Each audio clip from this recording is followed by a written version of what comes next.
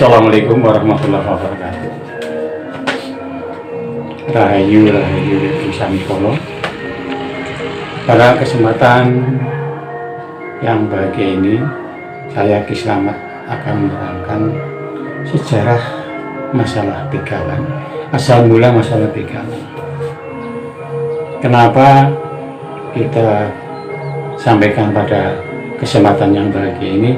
Karena begalan itu adalah suatu tradisi orang Banyumas dan mengandung makna yang sangat tinggi. Makanya pada malam hari ini akan saya sampaikan asal muasal daripada begalan tersebut. Dulu pada tahun 1850, yaitu Eyang Adipati Cokronegoro yang pertama atau Eyang Bupati yang ke-14 dari Adipati Banyumas ini, maka dia mempunyai seorang laki-laki, anak sulung atau anak maret, yang namanya adalah Raden Tirta Kencana atau Pangeran Tirta Kencana. Beliau adalah anak maret dari Eyang Cokronegoro yang pertama itu. Terus Eyang Cokronegoro ini bebesanan dengan Adipati Wirasaba. Dia mempunyai gadis yang sangat cantik, yaitu namanya Dewi Sukesi.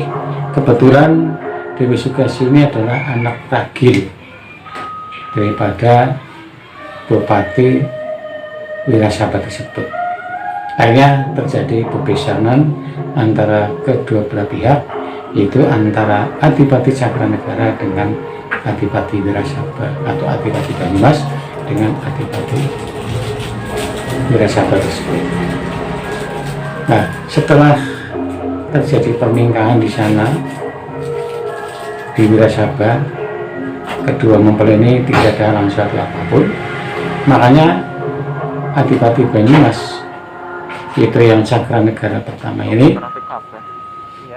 mengadakan ngunduh mantu.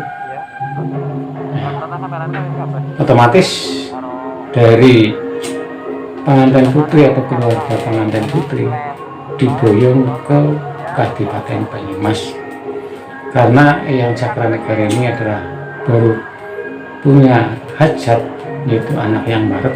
Makanya niat untuk mengadakan yaitu unduh mantu tersebut.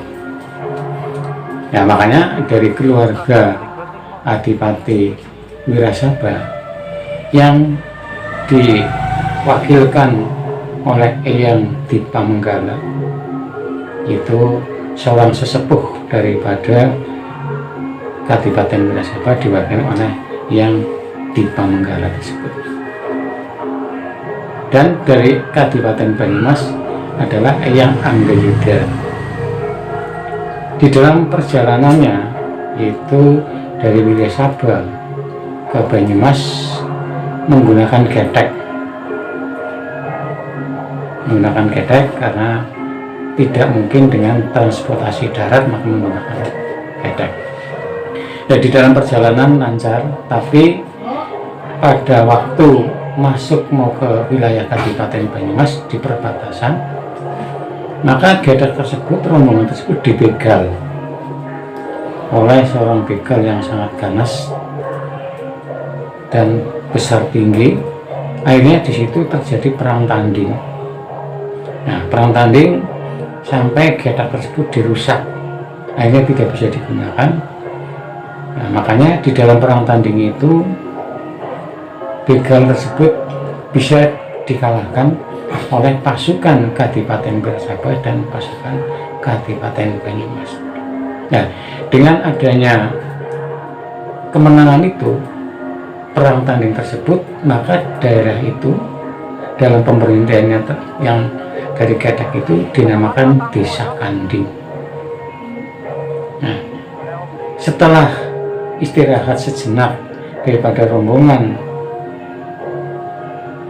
calon, yaitu pengantin kakung dan pengantin putri yang dari Wirasaba, maka dia mengadakan jalan kaki dari wilayah Kanding tersebut jalan kaki ke barat, arah ke barat, makanya agak lama.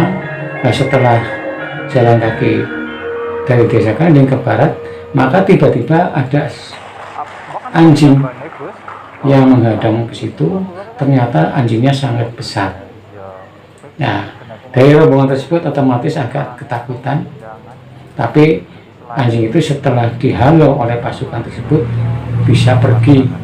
Makanya oleh pihak Kadipaten Banyumas ini, pasukan Kadipaten Banyumas yang dipimpin oleh Eyang Anggayuda, desa itu dinamakan Desa Soma Gede. Artinya Suno atau Sono yang besar, maka dinamakan Desa Soma Gede. Nah di dalam perjalanan dari Kanding ke Soma Gede udah bisa diatasi, terus dia jalan lagi ke barat. Tidak lama kemudian ternyata dalam perbatasan itu sudah dibuat atau disongsong oleh baik pihak Kadipaten Banyumas, diadakan yaitu beberapa hiasan-hiasan, beberapa rawa rontek.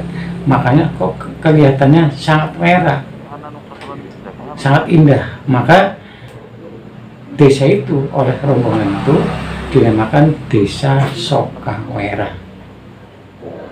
Nah, setelah melewati Desa Sokawera tersebut ke barat lagi, nah di situ perbatasan, ada perbatasan antara Kadipaten Banyumas dan Kadipaten Banjarnegara.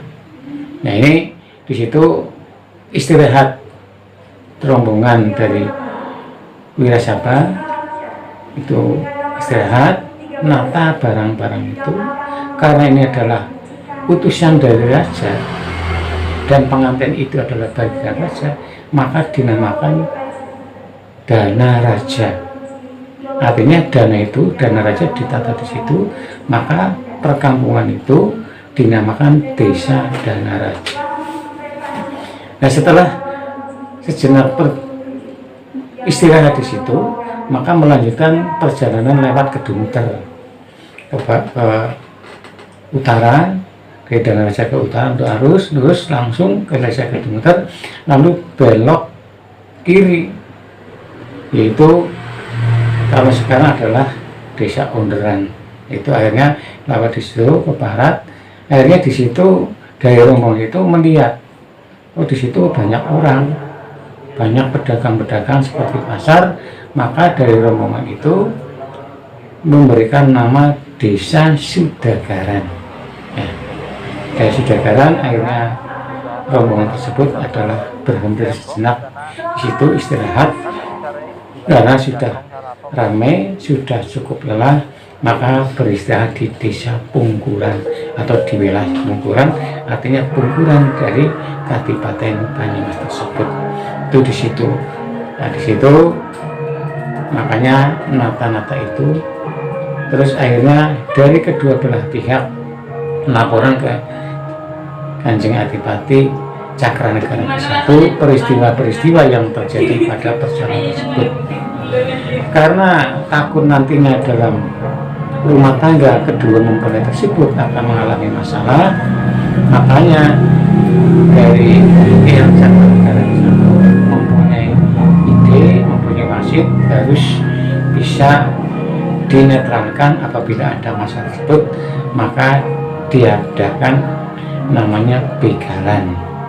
Karena tadi sudah ada tanda-tanda yang dalam perjalanan disebutkan dibegal, maka akhirnya untuk menetralisir daripada sial dari calon pengantin kakung dan pengantin laki-laki, pengantin kakung atau pengantin laki-laki dengan putri supaya lancar, maka diadakan begalan. Nah begalan apa itu adalah suatu syarat sarono atau syarat sebagai lakunya syariat daripada calon mempelai putri dan mempelai kakung atau kedua belah pihak dalam rumah tangga itu harus mendapatkan suatu wejangan, suatu bimbingan, yaitu daripada isi begalan tersebut. Nah ini adalah asal mulanya masalah begalan. Jadi intinya adalah karena terjadi sesuatu dalam perjalanan itu pengantin putri dari Wirasaba ke Banyumas ada masalah karena dibegal, maka diadakan begalan. Ini adalah salah satu peristiwa yang terjadi, itu adanya begalan. Sekian, Assalamualaikum warahmatullahi wabarakatuh.